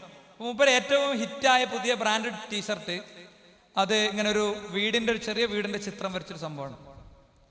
ഇതെന്താ വെച്ചാൽ അത് ബ്രാൻഡാണ്, ഏറ്റവും കൂടുതൽ പോയ ബ്രാൻഡാണ്. ഈ ചിത്രം ഇതെൻ്റെ മോള് LKG പഠിക്കുന്ന മോള് വരച്ചതാ. ഞാനത് എന്ത് ചെയ്താണ്ട് കയറ്റി. അപ്പം എല്ലാവർക്കും അതൊരു ഹരായാണ് പോയി. ഈ ബ്രാൻഡ് എന്ന വില എത്ര? വലാക്കിൻ്റെ വിലയാണ്. നമ്മൾ മഹാമണ്ടന്മാരാന്ന് ഞാൻ പറയുന്നത്. ഇതിൻ്റെ പിന്നാലെ പോകേണ്ടവരല്ല നിങ്ങൾ. ഇതിൻ്റെ പിന്നാലെ പോകേണ്ടവരല്ല. നിങ്ങൾക്ക് പറ്റിയ ഞാൻ നിങ്ങൾക്കൊരു കുട്ടീനെ കൊണ്ടുവന്ന് കാണിച്ചു തരാം. ഇപ്പോൾ ഇവിടുത്തെ സീരിയസ് ആയ ഒരു വിഷയമാണ് RSSും സംഘപരിവാറും മോദി, ഇങ്ങനത്തെ ഒരുപാട് ഇഷ്യൂ ഉണ്ട് അല്ലേ. അർണബ് ഗോസ്വാമി എന്ന് പറഞ്ഞ ഒരാളുണ്ട്. ആരെങ്കിലും അറിയോ അർണബ് ഗോസ്വാമി ഇടപെടുന്ന മേഖല ഏതാണ്? പറയുന്ന കുട്ടിക്ക് സമ്മാനം ഉണ്ട് എൻ്റെ ഭാഗം. അർണബ് ഗോസ്വാമി ഇടപെടുന്ന മേഖല ഏതാണ്? ക്ലൂ ഞാൻ പറയാം. സ്പോർട്സ്, പൊളിറ്റിക്സ്, മാധ്യമ പ്രവർത്തനം. എണീറ്റ് നിന്ന് പറയണം. മോൻ പറഞ്ഞോ നീ പറഞ്ഞോ എണീറ്റ് പറഞ്ഞോ. പൊളിറ്റിക്സ് മോവ മാധ്യമ പ്രവർത്തനം. ഇന്ത്യയിലെ റിപ്പബ്ലിക് TV എന്ന് പറയണേ. എടുത്തു സമ്മാനം. വരട്ടെ ഓടി അതിലെ ഇന്ത്യയിലെ മാഷാ അല്ലാഹ് മബ്രൂക്ക്. ഏതാണ് ഏരിയ? മാധ്യമ പ്രവർത്തനം. ഓക്കെ. റിപ്പബ്ലിക്കൻ TVയിലെ ഏറ്റവും വലിയ ഡിബേറ്ററാണ്. മനസ്സിലായില്ലേ? ഇനി ഇവിടെ ശ്രദ്ധിക്കാം. ഈ പറയണ അർണബ് ഗോസ്വാമി അയാള് ബീഫ് നിരോധനത്തിന്റെ വിഷയത്തിൽ മുമ്പ് ഒരു സ്റ്റാൻഡ് സ്വീകരിച്ചിരുന്നു. ബീഫ് നിരോധനം പാടില്ല എന്ന് പറഞ്ഞിട്ടൊരു സ്റ്റാൻഡ്. പുതിയതായി ഗവൺമെന്റ് പുതിയൊരു TV ഒക്കെ തുടങ്ങി ഇവർ സജീവമായപ്പോൾ ഇവർ ഗവൺമെന്റിന് ആവശ്യമുള്ളതുകൊണ്ട് മോഡിന്റെ കൂടെ കൂടിയിട്ട് ഇയാള് നിലപാട് മാറ്റി വളരെ ഡോക്ടർ സാക്കിറിനെതിരൊക്കെ വളരെ മോശം കമന്റ്സ് ഒക്കെ പറയുകയും പിന്നെ ഒരു ഹാഷ്ടാഗ് ക്യാമ്പയിൻ സ്റ്റാർട്ട് ചെയ്ത ആളായിരുന്നു. സ്റ്റോപ്പ് സാക്കിർ എന്ന് പറഞ്ഞിട്ട് ഒരു ക്യാമ്പയിനൊക്കെ സ്റ്റാർട്ട് ചെയ്തിരുന്നത്. അതുവഴിയാണ് സാക്കിർ ഇവിടുന്ന് അദ്ദേഹത്തിന് സൗദി അറേബ്യയിലേക്ക് പോകേണ്ടി വന്നത്. അള്ളാഹു അദ്ദേഹത്തെ ഇന്ത്യയിലേക്ക് തന്നെ തിരിച്ചു കൊണ്ടുവന്ന് ഇവിടുത്തെ ദേവാരംഗത്ത് മുന്നേറാനുള്ള അവസ്ഥ അള്ളാഹു അദ്ദേഹത്തിന് കൊടുക്കുമാറാകട്ടെ. അപ്പം ഈ അർണബ് ഗോസ്വാമിയുടെ ഈ 2 ക്ലിപ്പും വെച്ചിട്ട് നിങ്ങളൊന്ന് കാണി. ഒരു കുട്ടി ചെയ്യുന്ന ഒരു വർക്ക് ഉണ്ട്, കണ്ടോളി. And today in this video I am specifically talking about a journalist, or rather call him an entertainer, and his news channel, or rather call it a noise channel. Yes, ladies and gentlemen, I am talking about Mr. Arnab Goswami. Before I go on to expose him, I have a message for you, Mr. Arnab Goswami. You know, when I was back there in school, during my school days, class 9, 10, 11, 12th, the first proof that we have, and which has been recorded and captured on camera, is a video of Mr. Arnab Goswami when he was in Times Now, and where he's speaking against the beef ban. Let us have a look. Justifying the beef ban in Maharashtra. Goa Chief Minister said it is part of the food habit in the people of the state. Well, it is part of the food habit of a lot of people in Maharashtra. If you have the guts, have a ban in Goa, Sudhanshu Trivedi. But you won't, you see, because you will lose the election. Yes, ladies and gentlemen, we heard him speaking against the beef ban. And now I will show you a video where in Republic channel, after being sold out in the hands of BJP and RSS and after becoming a Sanghi, Mr. Arnab Goswami is speaking for the beef ban and asking what is secular about eating beef. Let us have a look at the video if you don't believe me. Taslim Rahmani is slaughtering a calf to make a political point. Secularism. Is it secular to slaughter a calf to make a political point? Yes, ladies and gentlemen, hence proven. Arnab Goswami, you keep asking people, the nation wants to know, the nation wants to know. Yes, Arnab Goswami, the nation wants to know whether you are an opportunist. Wow, Mr. Arnab Goswami, heights of hypocrisy and heights of being an opportunist. This man has crossed all limits. This man has forgotten basic ethics of journalism. Mr. Brijesh Kalappa had once said in his show that BJP is funding Republic. And see how Mr. Arnab Goswami reacted to it. Then say I'm a coward, say I'm a lunatic. Say I'm a lunatic, say I'm a coward, say I'm a rogue agent. But you don't have to cover it up with anything else, Brijesh Kalappa. Wow, ladies and gentlemen. This man calls himself a journalist, an educated journalist, and this is how he behaves. He abuses a lawyer when the whole nation is seeing him. Look at the words that he's using: worm, lapdog, lunatic. Thank you so much for watching me. And Arnab, I'll be waiting for you to accept my challenge. I'll be waiting for you to accept my challenge.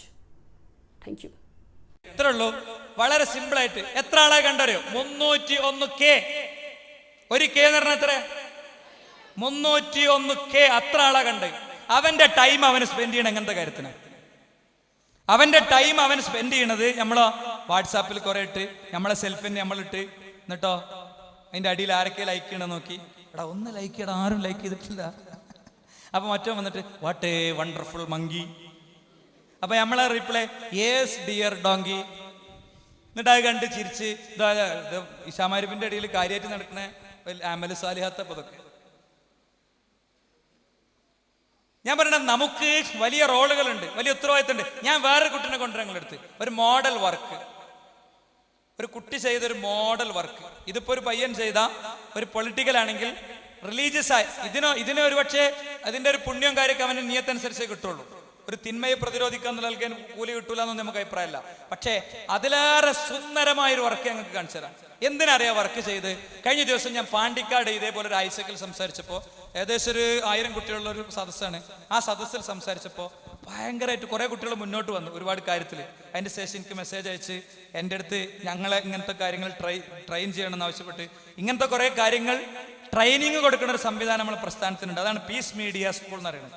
നിങ്ങളെ കഴിവുകൾ കണ്ടെത്തി നിങ്ങൾക്ക് പഠനത്തോടൊപ്പം ദീനി രംഗത്ത് എന്തൊക്കെ ചെയ്യാൻ പറ്റുമെന്ന് ഉള്ളതിന് ട്രെയിനിങ് തരുന്ന നമ്മൾ തുടങ്ങാൻ പോകുന്ന ഒരു പുതിയ സിസ്റ്റമാണ് പീസ് മീഡിയ സ്കൂൾ.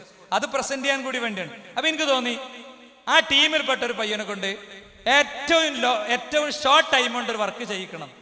ഞാനത് പ്രതീക്ഷിച്ചിരിക്കുമ്പോഴാണ് ഒരു പയ്യൻ എനിക്കിത് അയച്ചു തരുന്നത്. ഞാനൊരു +2 പഠിക്കുന്ന ഒരു കുട്ടി ചെയ്ത വർക്കാണ് ഞങ്ങൾ മുമ്പിൽ കൊണ്ടുവരുന്നത്.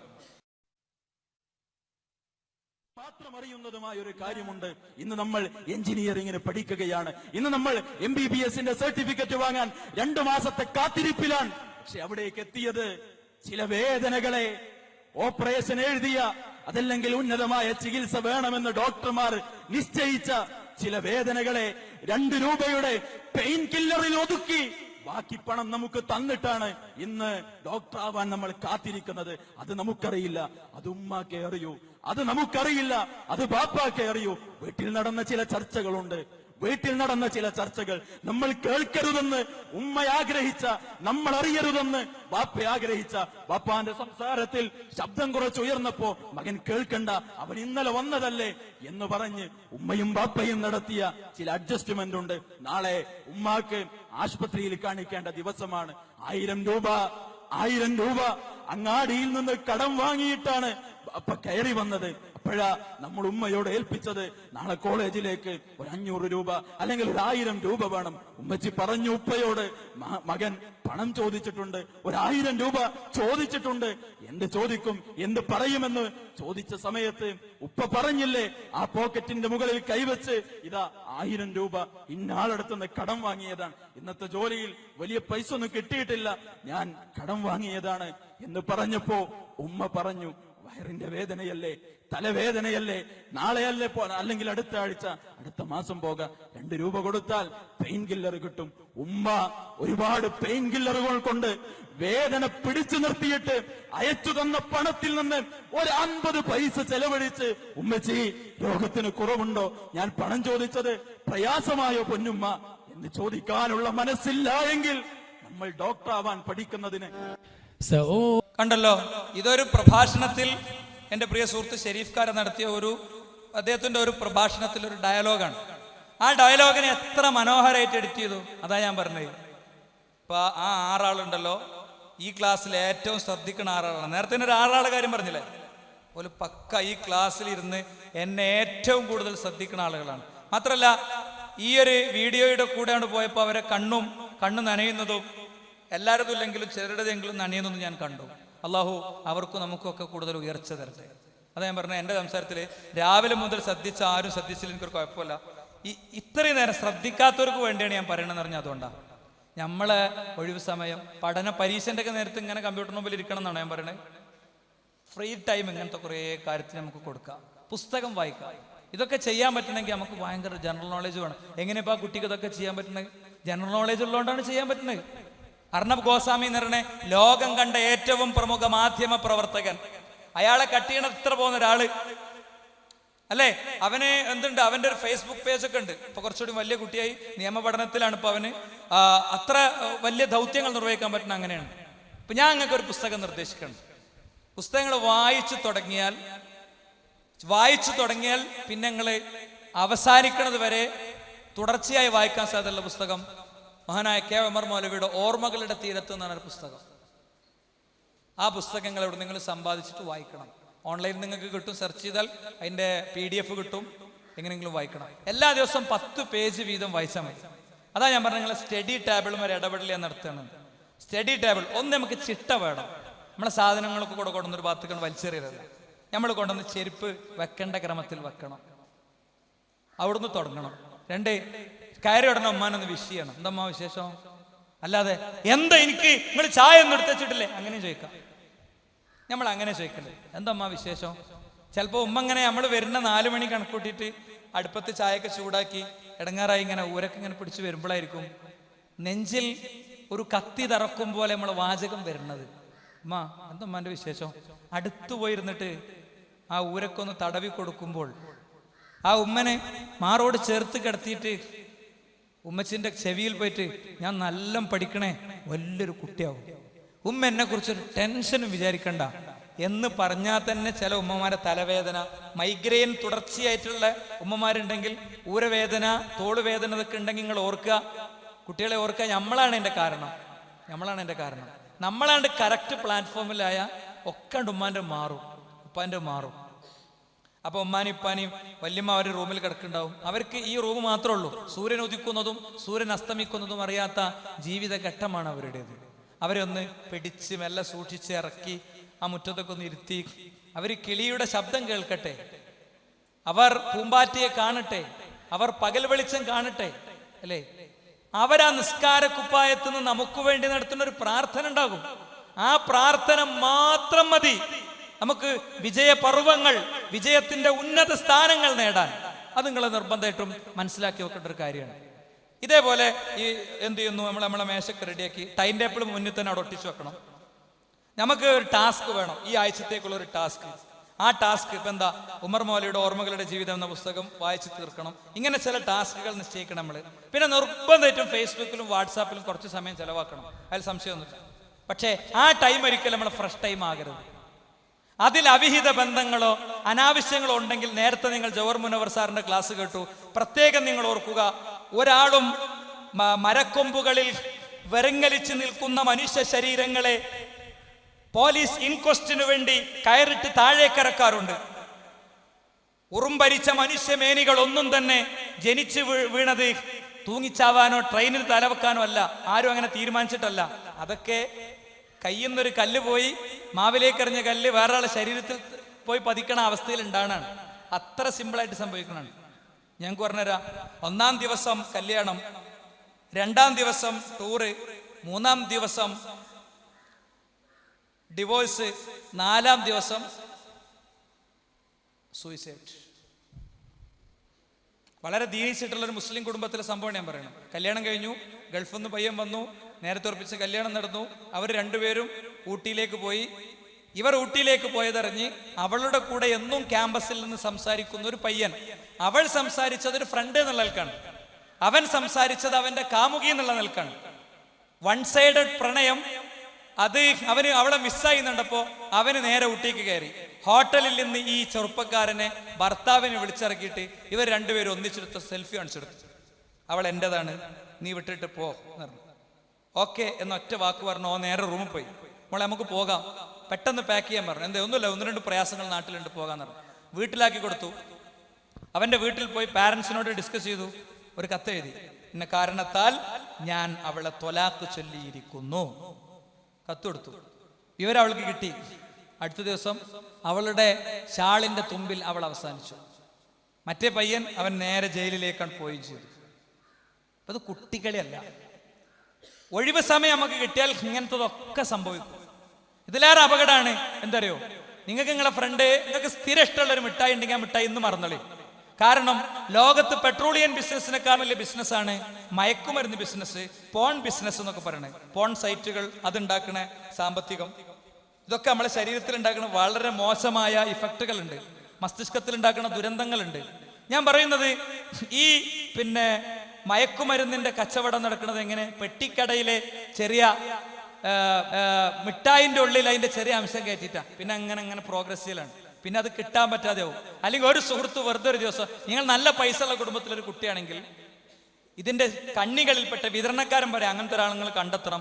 അവൻ നിങ്ങൾ ഫ്രീ ആയിട്ട് കൊടുക്കണം. 3 വട്ടം ഫ്രീ ആയിട്ട് കൊടുത്താൽ പിന്നെ പൈസ അവന്റെ പേരിൽ നിന്ന് ഉണ്ടാക്കി കൊണ്ടുവന്നോളൂ. എത്ര ബാല്യങ്ങൾ തകർന്നുണ്ട്. പെരിന്തൽമണ്ണ ന്യൂ ഹോപ്പ് എന്ന് പറഞ്ഞൊരു സ്ഥാപനമുണ്ട്. ആർക്കെങ്കിലും മയക്കുമരുന്നിന്റെയോ സിഗരറ്റിന്റെയോ ഇതുപോലത്തെ എന്തെങ്കിലും ഒരു അഡിക്ഷൻ ഉണ്ടെങ്കിൽ ജസ്റ്റ് നിങ്ങളെ ന്യൂ ഹോപ്പിലൊന്ന് പോവുക. അവിടുത്തെ ഒരു 21 ദിവസത്തെ കോഴ്സ് അറ്റൻഡ് ചെയ്യുക. ഒരു ഇഞ്ചക്ഷൻ പോലും നിങ്ങൾക്ക് ചെയ്യൂല. പുതിയൊരു കുട്ടിയായിട്ട് നിങ്ങൾ തിരിച്ചു പറഞ്ഞേക്കും. ചിലപ്പോൾ ഉണ്ടാവും, അങ്ങനെയൊക്കെ ഉണ്ടാവും. നമ്മളെ ഉപ്പാക്കുമ്മാക്കും വരെ അറിയാത്ത ഉണ്ടാവും. നിങ്ങൾക്ക് ഞങ്ങളോടൊക്കെ സംസാരിക്കാം. ഇവിടെ സൊഫ്വാനുണ്ട്, അല്ലെങ്കിൽ ഞങ്ങളൊക്കെ നമ്പർ നിങ്ങൾക്ക് കിട്ടും, വിളിക്കാം. അങ്ങനെ ഒരു പ്രശ്നമുണ്ട്. ഏത് വിഷയത്തിലും നിങ്ങൾക്ക് വിളിക്കാം, സംസാരിക്കാം. പരിഹാരങ്ങളില്ലാത്തൊരു പ്രശ്നമല്ല കുട്ടികളെ. ഒരിക്കലും ട്രെയിനിന് തലവെക്കലും ഒരു ജീവൻ ഒരു കയറിന്റെ തുണ്ടിൽ അവസാനിപ്പിക്കലല്ല. ഞാൻ ദീർഘിപ്പിക്കണില്ല. വളരെ പ്രൊഡക്റ്റീവായ ജീവിതത്തെ കൊണ്ടുപോകാൻ നമുക്ക് കഴിയണം. നിങ്ങൾക്ക് നല്ല അവതാരകരാകാൻ പറ്റും. ഇപ്പോ നികേഷ് കുമാറോ അതല്ലെങ്കിൽ ഇപ്പോൾ പ്രമോദ് രാമനോ ഒക്കെ ഇരിക്കുന്ന മനോരമന്റെ മാതൃഭൂമിന്റെ സീറ്റിൽ നിങ്ങൾ ഇരിക്കാൻ നിങ്ങൾക്ക് പറ്റൂ. വേറൊരു ഡോക്ടർ, എഞ്ചിനീയർ മാത്രമൊന്നല്ല, നല്ല മാധ്യമ പ്രവർത്തകനാകാം, നല്ല എഴുത്തുകാരനാകാം, ഇസ്ലാമിനെ നന്നായി പ്രസന്റ് ചെയ്യുന്ന ആളാകാം. ഞാൻ ഡോക്ടർ സാക്കിറിന്റെ ഒരു വീഡിയോ കൂടെ കൊണ്ടുവരുന്നു. ഡോക്ടർ സാക്കിറിനോട് ഒരാൾ ചോദിക്കുന്ന ചോദ്യമുണ്ട്. ആ ചോദ്യം, അതിന്റെ ഉത്തരം നിങ്ങൾ കേട്ടോളൂ. എന്നിട്ട് നമുക്ക് ഇതിന്റെ ക്ലോസിംഗിലേക്ക് പോകാം. Naik. If not, then you may proceed, sir. Thank you.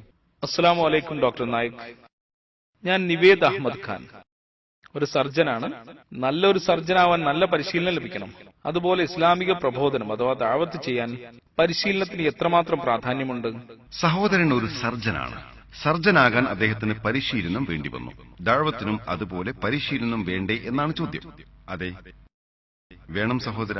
Sahih ബുഖാരിയിൽ നബി സല്ലല്ലാഹു അലൈഹി വസല്ലം പറയുന്നു,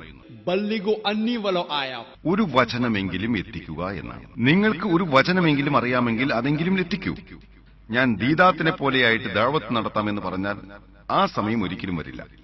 സർജറി, ശസ്ത്രക്രിയ നടത്താനുള്ള നിബന്ധന ബിരുദം വേണമെന്നതാണ്. വൈദ്യശാസ്ത്രത്തിൽ ബിരുദമെടുക്കാതെ നിങ്ങൾ ശസ്ത്രക്രിയ ചെയ്താൽ നിങ്ങളെ ജയിലിലടക്കുകയോ അറസ്റ്റ് ചെയ്യുകയോ ചെയ്യും. അപ്രകാരം നിങ്ങൾക്ക് ഒരു വചനമെങ്കിലും ശരിയായിട്ടറിയാമെങ്കിൽ അത് ദഅവത്ത് ചെയ്യണം. അതുപോലെ വൈദ്യശാസ്ത്ര മേഖലയിൽ MBBS, അത് കഴിഞ്ഞാൽ MD, അത് കഴിഞ്ഞാൽ DM, MS, MCH, ഇങ്ങനെ നിങ്ങൾ കൂടുതൽ സമയമെടുത്ത് കൂടുതൽ പഠിച്ചാൽ നിങ്ങൾ കൂടുതൽ പ്രാവീണ്യമുള്ളയാളാകും. സർജറി പഠനത്തിന് വിദ്യാലയ പഠനം കഴിഞ്ഞ് കുറഞ്ഞത് 6-7 വർഷം എടുത്തു കാണുമല്ലേ? ദഅവത്തിനായി എത്ര സമയം ചെലവഴിച്ചു കാണും? എഞ്ചിനീയർ ആകാൻ 4 വർഷം, ഡോക്ടറാകാൻ 5 വർഷം ചെലവഴിക്കുവാൻ സമയമുണ്ട്. ദഅവത്ത് തൊട്ട് തലേന്ന് രാത്രി പരിശീലിക്കും. ഒരു രാത്രി കൊണ്ട് വിദ്വാനാകാൻ സാധിക്കില്ല. കുറഞ്ഞത് വായ തുറക്കൂ. എന്നെ സംബന്ധിച്ച് പറയുകയാണെങ്കിൽ ഞാൻ കുട്ടിക്കാലത്ത് വിക്കുള്ളവനായിരുന്നു. യൗവനത്തിലും വിക്കുണ്ടായിരുന്നു. എന്റെ പേര് ചോദിച്ചാൽ സാക്കിർ എന്ന് പറയുമായിരുന്നു. അതായിരുന്നു ഞാൻ. ഷെയ്ഖ് അഹമ്മദ് ദീദാത്തിനെ കണ്ടപ്പോൾ എനിക്ക് പ്രചോദനമായി. ഞാൻ ദഅവത്ത് ചെയ്തു തുടങ്ങി. ഞാൻ അമുസ്ലിങ്ങളുമായിട്ട് സംസാരിക്കുവാൻ തുടങ്ങിയപ്പോൾ എനിക്ക് വിക്ക് വരില്ലായിരുന്നു. സാധാരണ വ്യക്തികൾ അരങ്ങിൽ വന്നാൽ വിക്കും. സ്വപ്നത്തിൽ എനിക്ക് നല്ലൊരു സർജനാവുന്നതിനെ പറ്റി മാത്രമേ സ്വപ്നം കാണുവാൻ സാധിച്ചിരുന്നുള്ളൂ. സ്വപ്നത്തിൽ എന്തും വിചാരിക്കാമല്ലോ. 25 പേരുടെ മുമ്പിൽ സംസാരിക്കുന്നത് എനിക്ക് ചിന്തിക്കുവാൻ പറ്റാത്ത കാര്യമായിരുന്നു.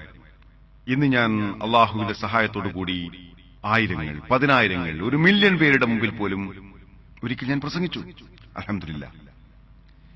എന്റെ ജീവിതത്തിലേക്ക് തിരിഞ്ഞു നോക്കിയാൽ ദഅവത്ത് ചെയ്യുവാൻ വളരെ സാധ്യത കുറഞ്ഞ ആളായിരുന്നു ഞാൻ.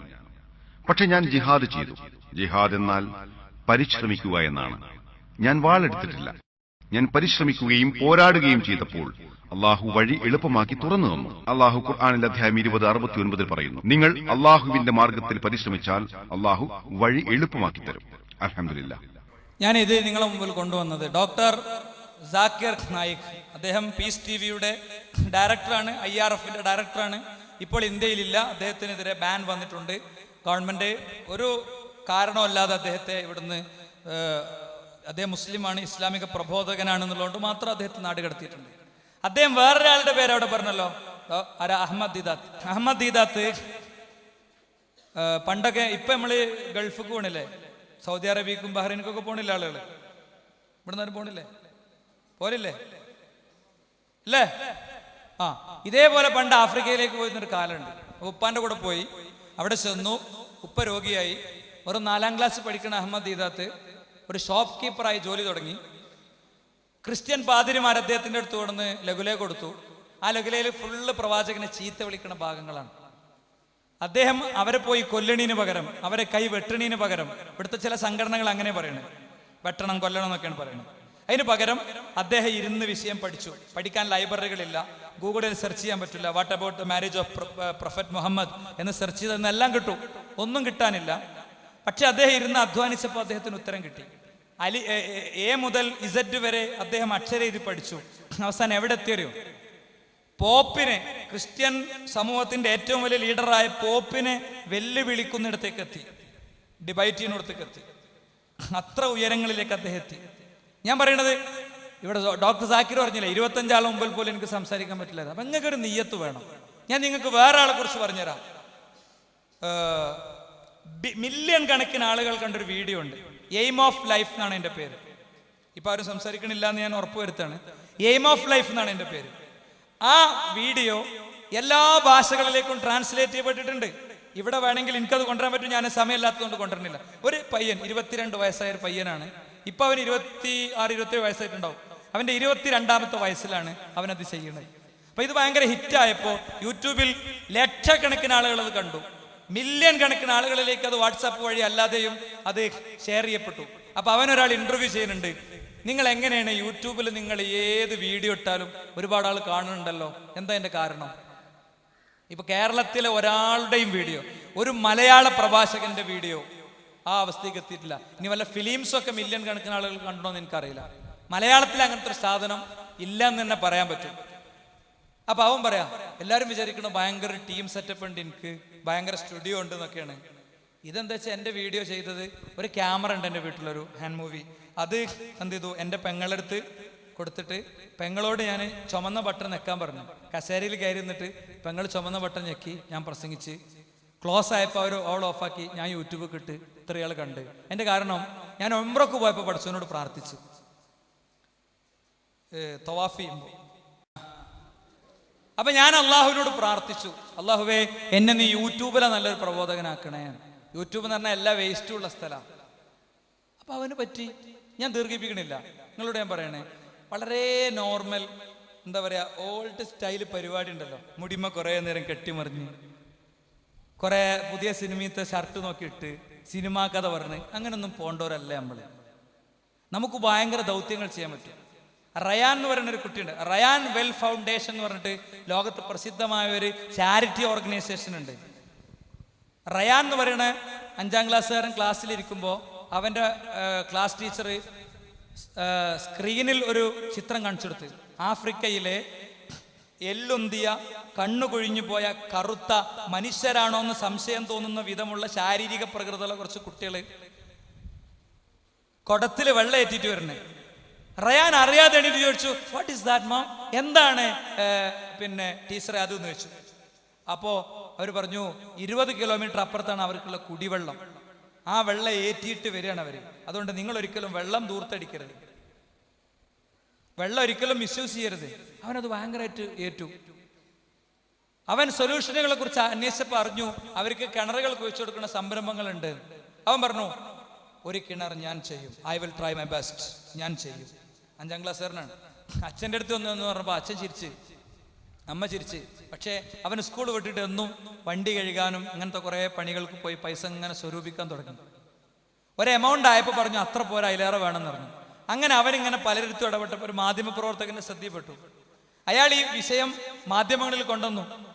അങ്ങനെ 7ാം ക്ലാസ്സിൽ പഠിക്കുന്ന റയാന്റെ പേരിൽ റയാൻ വെൽ ഫൗണ്ടേഷൻ എന്ന ഒരു ഓർഗനൈസേഷൻ ഉണ്ടായി. ആയിരക്കണക്കിന് ഡോളർ ലോകത്തിന്റെ വ്യത്യസ്ത ഭാഗത്ത് നിന്ന് അവർക്ക് കിണർ കുഴിച്ചു കൊടുക്കുന്ന എമൗണ്ടിലേക്ക് വന്നുകൊണ്ടിരുന്നു. അവസാനം അവിടുത്തെ കിണറുകളുടെ ഉദ്ഘാടനത്തിന് ആഫ്രിക്കയിലേക്ക് അവൻ പോയി. നിങ്ങൾക്ക് നെറ്റ് സെർച്ച് ചെയ്താൽ ഞാൻ ഈ പറഞ്ഞതൊക്കെ കാണാൻ പറ്റും. ആ കുട്ടി തുറന്ന ജീപ്പിൽ കൈവീശി പോകുന്ന ചിത്രം കാണാൻ പറ്റും.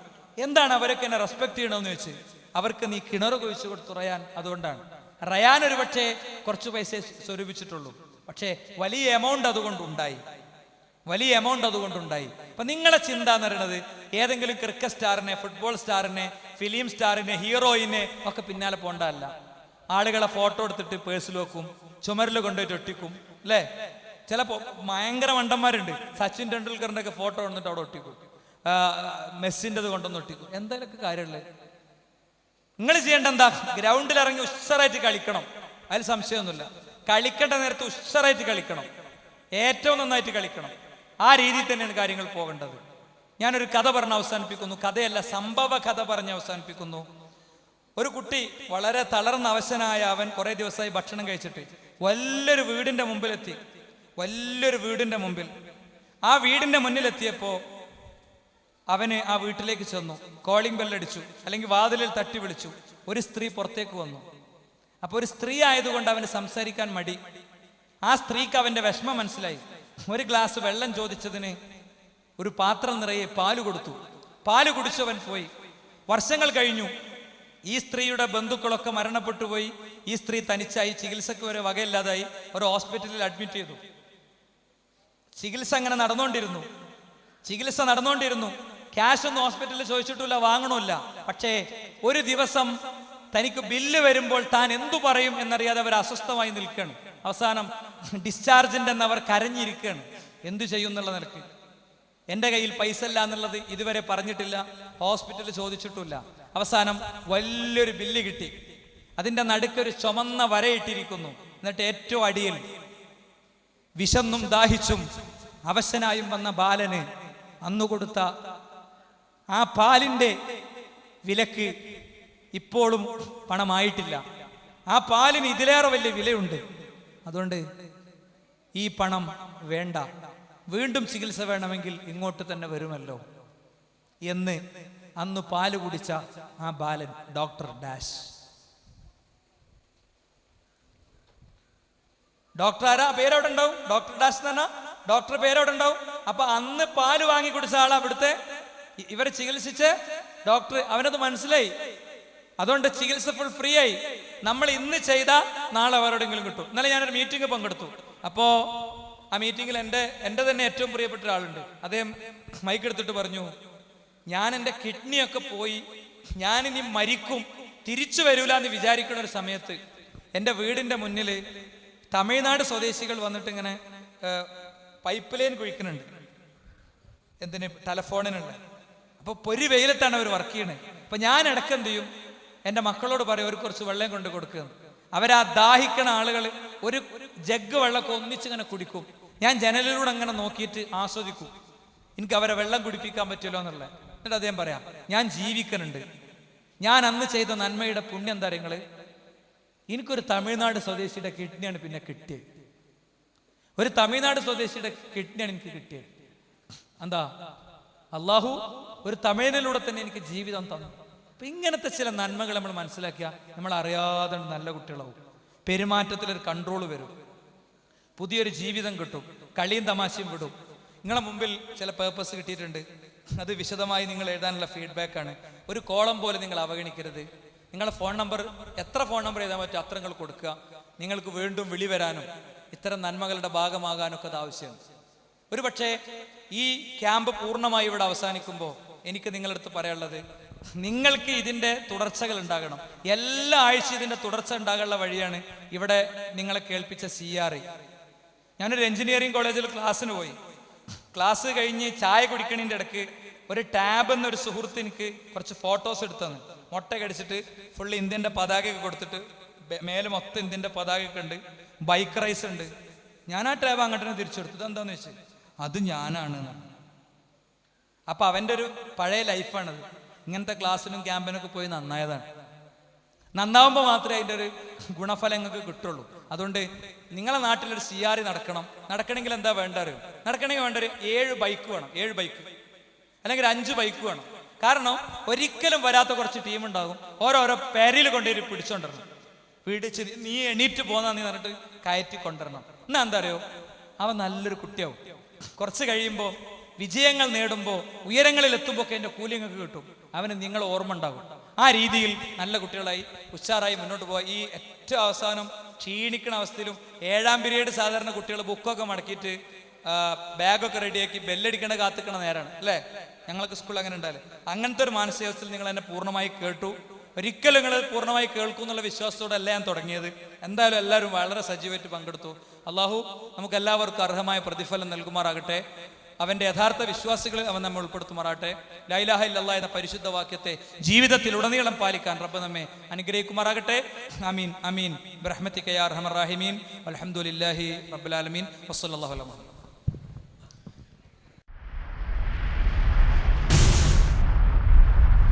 നൂറുൽ ബയാൻ മൾട്ടിമീഡിയ, തിരുവനന്തപുരം. വിശദീകരണത്തിന്റെ പ്രകാശം ജനങ്ങളിലേക്ക്. Peace radio, tune to reality.